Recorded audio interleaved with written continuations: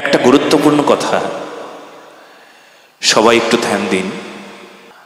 আমাদের পশ্চিমবঙ্গের গর্ব একজন সনাতনী যোদ্ধা, নাম সৌমিক, যার একটা পা নেই, শুধু সনাতনীর হয়ে আমাদের ধর্ম রক্ষা করতে যার পাটা গেছে, একটা পা নিয়ে তবুও যুদ্ধ করছে বহুদিন ধরে। আপনারা সবাই মিডিয়ার মাধ্যমে এই পর্যন্ত শুনেছেন যে অযোধ্যায় গেছেন এক পা নিয়ে, সাইকেল চালিয়ে একটা ছেলে, তার নাম সৌমিক। তার জন্য করতালি হোক। আমাদের লক্ষ্যকণ্ঠে গীতা পাঠ হয়েছিল, এইবার হয়েছিল শিলিগুড়িতে।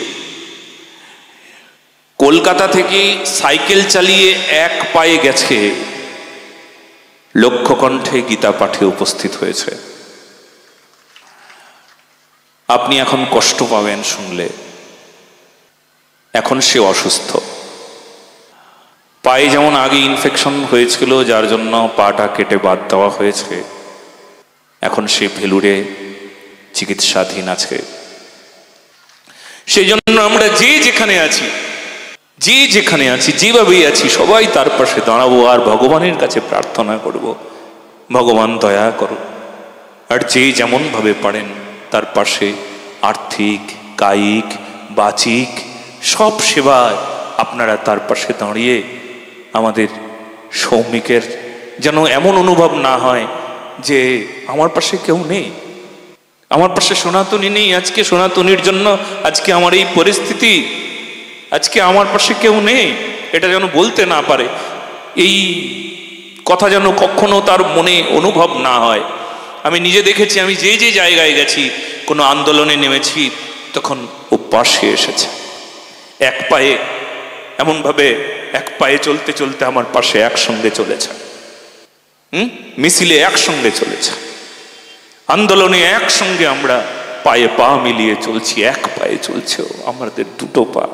তখন লজ্জাও হতো, কষ্ট হতো, একটা পা তবুও চলছে দেখো, আর আমরা দুটো পা তবুও পিছিয়ে যাই, 7 পা, আর এক পায়ে 100 পা এগিয়ে থাকার মানুষ। আর যে এগিয়ে থাকার মানুষ, তার পাশে যদি আমরা না থাকি তবে বিশ্বাসঘাতক হব আমরা। দয়া করে কেউ বিশ্বাসঘাতকের কাজ করবেন না, সবাই তার পাশে দাঁড়াবেন।